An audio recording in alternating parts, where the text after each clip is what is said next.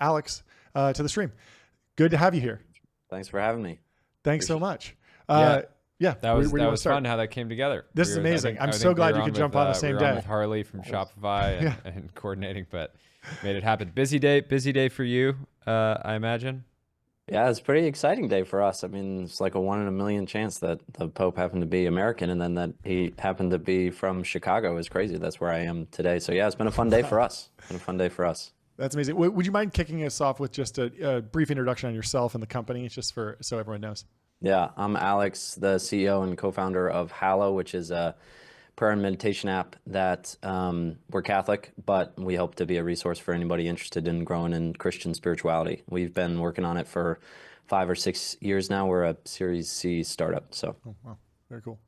Talk about what it was like, kind of starting the company at that point in time. It still felt like an era where people in SV didn't really talk about faith. It was kind of didn't feel like it wasn't a market that people interfaced with very frequently, so they didn't think of it as a big market. It was almost like Silicon Valley had gone so far towards atheism effectively, that religion was like taboo. Yeah, for a long time, religion was seen as like anti-science, and technology was science, and therefore you couldn't be religious and build a tech company, even though now that's been massively disproven and has been disproven forever. But anyway, what was your experience starting the company? yeah, I mean, for me, it was my own. I started it for myself. I'd fallen away from my faith and discovered a relationship with Jesus, a relationship with God through prayer, and like really learning about what it meant, not just to talk to God, but to really listen to him, to really sit in silence and to spend time in contemplation and meditation. And I had no idea that that there was a Christian spirituality tradition of those things. I thought it was just, hey, ask for stuff and repeat the things you heard as a kid or memorized as a kid. So it had changed my own life. But yeah, I was I was in Stanford and working on this thing in Silicon Valley and pitching Jesus, a Jesus startup, and it was certainly not the not what people are used to hearing. Honestly, it was fun for me because I got to go to all these VCs, and my story is just my own relationship with Jesus and how he's changed my life and how he's brought me this peace and this love and this joy. And I just get to go into these, boardrooms and just pitch my own faith, which is fun, but it's certainly the vast majority of people thought it was a stupid idea. I mean, 99%, but that's true for any startup. But yeah, I mean, it's like prayer, people don't pray anymore, they meditate. Prayer is a dying thing. It's been dying for a while. It's going to continue to die. And it's funny because Hallow is a contrarian idea, really only in like Silicon Valley and New York. Totally. If you go to the middle of the country, even if you come out here to Chicago and you're like, hey, do you want a meditation app, or do you want something to help you grow in your faith? The latter is much more. It's like, no, 75% of Americans are praying every week. It's a really important part of people's lives, and it's a huge. Nobody's trying to do anything to help people, but so in Silicon Valley though, it's fun because it's a contrarian idea. So it was always fun to pitch. It's honestly the best of both worlds. You have contrarian here, which everybody's trying to be contrarian, and then non-contrarian in the market, which is where amazing you're growing. Have you seen a big surge of downloads around the conclave and like religion is it's the global news story this week. Does that drive growth for the business? Yeah, we take it really seriously to try to help. This is different than like we talk about it often as like a political thing, but it's very different for Christians and for Catholics, especially than, a presidential election in the US. Mm-hmm. And the most important part for us is, and this is true also for political elections, but certainly for this, the most important part is prayer. And so the thing for us is just to make sure that we're spending time praying for the church, praying for the repose of the soul of Pope Francis after he passed. And so we tried to create some content to help people journey through that. And then also to pray for the cardinals as they were choosing the Pope, and then now to pray for the new Pope and to get to know him a little bit and learn about his writings and his homilies and where what he's trying to do for the church. And so yeah, for us, trying to help grow deeper in prayer and use this as an opportunity to let God work in our hearts was, we thought, a big opportunity. So certainly pretty busy for us. And we got, like, today was one of our biggest spikes in downloads of all time because, you send out a little push notification that's like white smoke, there's a new Pope, so let's pray for him, That's awesome. But for us, we just try to use it as an invitation to, let God in a little bit more. Yeah. How do you think about design of the app? I feel like the App Store is so competitive, and there's so many dark patterns when it comes to mobile games. I'm sure you're trying to use best practices, but you probably have a moral framework that you're following, the lines that you don't cross. How have you thought about actually building the app to be something that can grow and be a fantastic business while still like satisfying the core mission of the company?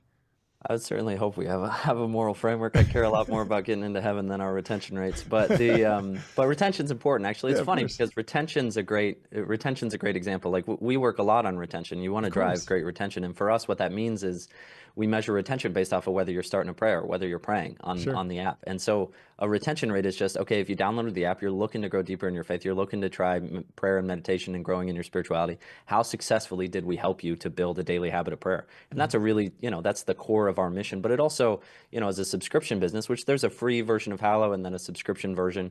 But as a subscription, that's also all you care about, is trying to get new subscribers in at low CACs and then try to keep retention, which for us is just adding value to people. There's a lot of people who have a lot of very strong opinions on this, but like Christianity and the church especially has always had a very clear stance, which is like business and economics and certainly entrepreneurship can be forces for real good. They can be used for evil, and most of the time they are. And that's the same with technology. Like most of the stuff on the internet is bad. It's at least, if not bad, distracting and noise and awful for like your soul. But God can still use it. So just because we screw it up the vast majority of the time doesn't mean that God can't use it for his own good to try to bring joy and love into people's lives. And it's the same thing with, startups, which is, and even Pope Francis was really clear on this, like startups and business can be a tremendous force for good as long as you're doing them with a spirit of service aligned with, the right values, treating your employees well, trying to serve your customers, not trying to do dark patterns or anything, and doing it in a way where money is a tool and never the object. If it's the object, you're always going to leave unfulfilled. It's always going to be sad. It's never going to be the end all be all. You're trying to make it your God. But if you use it as a tool, then it can be a great tool to help, serve your brothers and sisters around you. Can you share a little bit more around the news today and around Pope Leo? We were live when the news was announced, and we've had like 8 guests so far today. So certainly haven't been able to get into it. So for our own curiosity. Or even at a meta level, like how can someone get to know the new Pope? Like what is the correct process to even digest that information? Yeah. Well, in a self-serving spirit, we have a challenge launching that is to get to know the new Pope and to pray and to try to spend some time in silence, but also to get to understand the new Pope. And most of the time it's through homilies. So these are cardinals that are chosen who were then priests and then bishops, and then they're cardinals. And so they've given a lot of homilies, they've given a lot of sermons, and you can tell a lot about where a person's heart is at, what they're trying to do in the world and what they think the world needs and what they've heard from folks in terms of what they need from their homilies. But at a super high level, for the folks who haven't been following the news, a new Pope was chosen. Pope Francis passed away. This was the Monday after Easter Sunday, which is beautiful. Like his last day was Easter Sunday, which is just such a beautiful time. But then there's a period of mourning, and then the cardinals get together in this like super old school in the Sistine Chapel, beautiful place, and they vote for a new Pope. And it started yesterday, so it's been 2 days. So it's relatively quick, but they go through these rounds of voting each day, and you have to get to 2/3, and then that's the new Pope that's chosen. And today the new Pope was chosen, and it's Pope Leo the 14th, which is the name that you choose the name as a Pope. And he is a cardinal he was a cardinal from Chicago, who lived in Peru for about 20 years, trying to serve especially the poor and act as a missionary. But then he worked in the Vatican for a while and got familiar with all the Vatican stuff, and worked very closely with Pope Francis. It's crazy because he's the first American Pope in the history of the papacy, which is insane. It's not that crazy because the church has been around for 2,000 years and America's only been around for a few hundred. But it's the first American Pope, which is huge, from Chicago, which I live in Chicago currently with my wife and kids, and Hallow is based out of Chicago, so that's just insane. I mean, he was, like, people kind of thought maybe he was in some sort of list of front runners, I guess, but certainly not top 5. Nobody would have thought he was, the top 3 or 4 or 5. For me, it's, and then he comes out and he blesses the city of Rome and then the whole world. So it's this picture where he's out on the balcony blessing everybody. And he gave this really beautiful speech of, just how God loves each of us and he just wants to enter each of our hearts, and that we shouldn't be afraid and we should go forward with faith and with hope. And and with the protection of Mary and the angels and all the fun Catholic stuff, but really just to let God into our hearts. And so he gave this beautiful speech. It'll be fun, but he's 69 years old, so he'll be the Pope for probably 20 years, or he's a relatively young Pope. So it's a cool thing to get to witness. That's very cool. Are people already reading into like the political implications of this? I know the Wall Street Journal was a little bit critical of Pope Francis for some environmental decisions he made. What are people expecting from the Pope in terms of like political leadership or shifting the culture around the politics of the church? Yeah. We always, and especially as Christians, we run into this all the time. And it's what happens in the gospel. Like you read the gospels and you read the Bible, and what they tried to do to Jesus was they tried to bucket him into these political things. Yeah. And they were like, oh, you say you're the Messiah, so aren't you supposed to overthrow Rome? That's the current operating power. And he's like, guys, yeah. I'm not focused on your right, left fights. I'm not focused on your little disagreements with your politics.